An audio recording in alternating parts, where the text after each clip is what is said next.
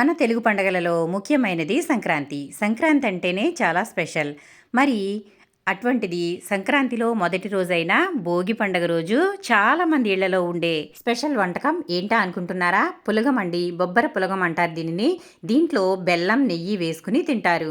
మా చిన్నప్పుడు నానమ్మ గారి ఊరు వెళ్ళినప్పుడు ప్రతి ఇంట్లోనూ కూడా ఈ పులగమే ఉండేది. మేము చుట్టాలింటికి వెళ్తే ప్రతి చోట ఈ పులగమే పెట్టేవాళ్ళండి.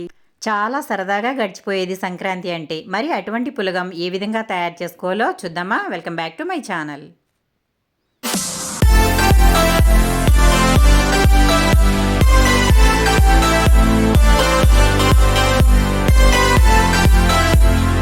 ఈ పులగాన్ని భోగి పండగ రోజే చేసుకోవాల్సిన అవసరం లేదండి. ఎప్పుడంటే అప్పుడు మనకి తినాలనిపిస్తే ఎప్పుడంటే అప్పుడు చేసుకోవచ్చు. నేనైతే దగ్గర దగ్గర ఇయర్‌లో చాలా సార్లయితే చేస్తాను. ఎందుకంటే నాకైతే ఇది చాలా చాలా ఇష్టం కాబట్టి, మా పిల్లలు కూడా చాలా ఇష్టంగా తింటారు.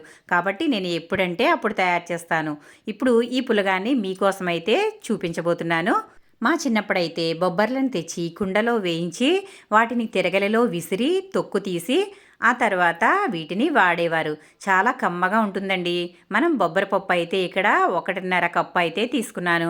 ఆ తర్వాత బియ్యం కూడా 1.5 కప్పు తీసుకున్నాను. చాలామంది భోగి పండుగ రోజు ఎందుకు చేసుకుంటారంటే కొత్త ధాన్యంతో ఈ పొంగలి అంటారు, పులగం అని కూడా అంటారు. వీటిని కొత్త బియ్యంతో తయారు చేసుకుంటారు. చాలా బాగుంటుంది కాబట్టి కొత్త పంట ఇంటికి వచ్చినప్పుడు ఈ విధంగా స్పెషల్గా వాళ్ళు పండించుకున్న దాంతోనే చేసుకుంటారు కాబట్టి ఈ పులగాన్ని స్పెషల్గా చేసుకునేవాళ్ళు. నేను ఇక్కడ బొబ్బర్లని వేయించుకుంటున్నానండి. బొబ్బర్లని బాగా వేయించుకోవాలి. ఈ విధంగా మంచి రంగు వచ్చే వరకు, అంటే సువాసన వస్తుందండి, అంత కలర్ వచ్చే వరకు అయితే వేయించుకోవాలి. మాడనివ్వకూడదు. చూడండి, ఈ కలర్ అయితే రావాలి. ఈ విధంగా బొబ్బర్లను వేయించుకోవడం వల్ల టేస్ట్ అనేది చాలా చాలా బాగుంటుంది.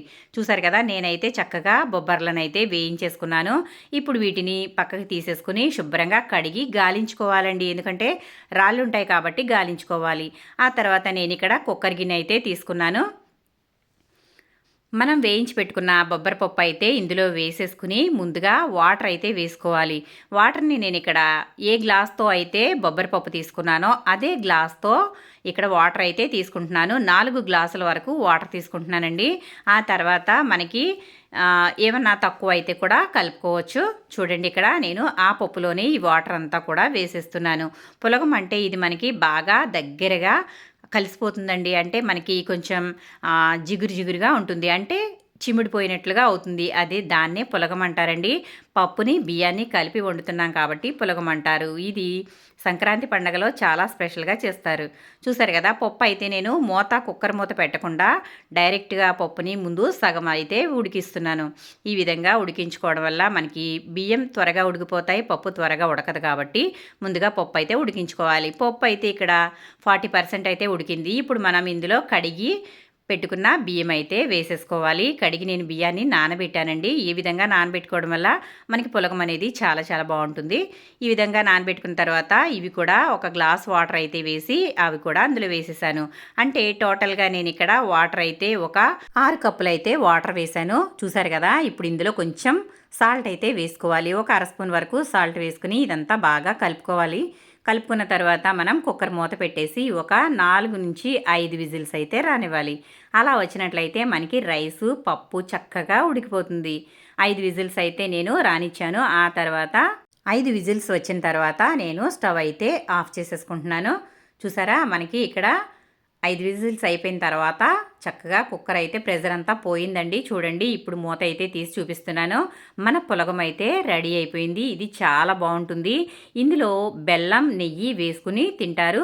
అలాగే మీకు తీపి ఇష్టం లేకపోతే దీంట్లో పచ్చి పులుసుతో తింటే అద్దిరిపోతుందండి. మీరు కూడా తప్పకుండా ట్రై చేయండి ఫ్రెండ్స్. ఇది పండగలనే కాదండి, ఎప్పుడు కావాలన్నా తినొచ్చు, చేసుకుని చక్కగా బాగుంటుంది. కాబట్టి చాలామంది దీంట్లో పచ్చిపులుసు కూడా వేసుకుని తింటారు. బెల్లం నచ్చకపోతే పచ్చిపులుసు తినండి. తీపి ఇష్టమైతే బెల్లము, నెయ్యి కలుపుకుని తినండి, చాలా బాగుంటుంది.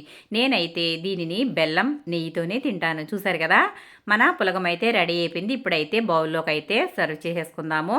ఈ విధంగా ప్లేట్లో వేసుకుని దానిపైన తురుముకున్న బెల్లం ఉంటుంది కదండి, ఆ తురుముకున్న బెల్లాన్ని వేసుకోవడం వల్ల వేడిగా ఉన్న పులగం మీద బెల్లం వేయడం వల్ల అది చక్కగా కరుగుతుంది.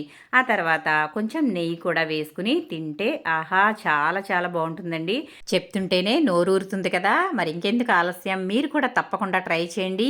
ఈ బొబ్బర్లతో పులగం అయితే చేసుకుని ఒక్కసారి తినండి, అసలు మళ్ళీ మళ్ళీ చేసుకుని తింటూనే ఉంటారండి, అంత బాగుంటుంది. చూసారు కదా, ఈ విధంగా మీరు కూడా తప్పకుండా ట్రై చేయండి. మీకు బెల్లం ఇష్టం లేకపోతే పచ్చిపులుసు, వంకాయతో పచ్చిపులుసు చేసుకున్నా లేదా మామూలు పచ్చిపులుసు చేసుకున్నా కూడా చాలా చాలా బాగుంటుంది. మరి చూసారు కదా, మన పులగం అయితే రెడీ అయిపోయింది. దానిపైన నేను తురుముకున్న బెల్లం అయితే వేశాను. ఆ తర్వాత నేను తయారు చేసిన నెయ్యి ఇందులో వేస్తున్నాను. చూసారు కదా, కమ్మటి వాసన వస్తుందండి చక్కగా నెయ్యి. మరి ఈ పులగంలో బెల్లం నెయ్యి కలుపుకుని తింటే చాలా చాలా బాగుంటుంది. కొత్త బియ్యంతో కొత్త పప్పుతో మనం తయారు చేసాం కాబట్టి కమ్మటి రుచి అయితే వచ్చిందండి. అందులో స్వచ్ఛమైన నేతితో ఇది వేసుకుని తింటున్నాం కాబట్టి అసలు టేస్ట్ అయితే అద్దిరిపోయింది. తినే కొద్దీ తినాలనిపిస్తుంది, అంత బాగుంటుందండి. చూసారా, నేనైతే ఆగలేకపోతున్నాను, ఇక్కడే నేను తినేస్తున్నాను. చూడండి ఒకసారి, ఈ విధంగా మనం బెల్లం అలాగే కొంచెం పులగాన్ని అలాగే నెయ్యి కలిసిన చోట కలుపుకుని ఇలాగా వేడివేడిగా తినాలండి. ఇలా కలుపుకుని తిన్నట్లయితే చాలా చాలా బాగుంటుంది. ఇప్పుడు నేనైతే టేస్ట్ చూడబోతున్నాను. అద్దిరిపోయిందండి, చాలా చాలా బాగుంది.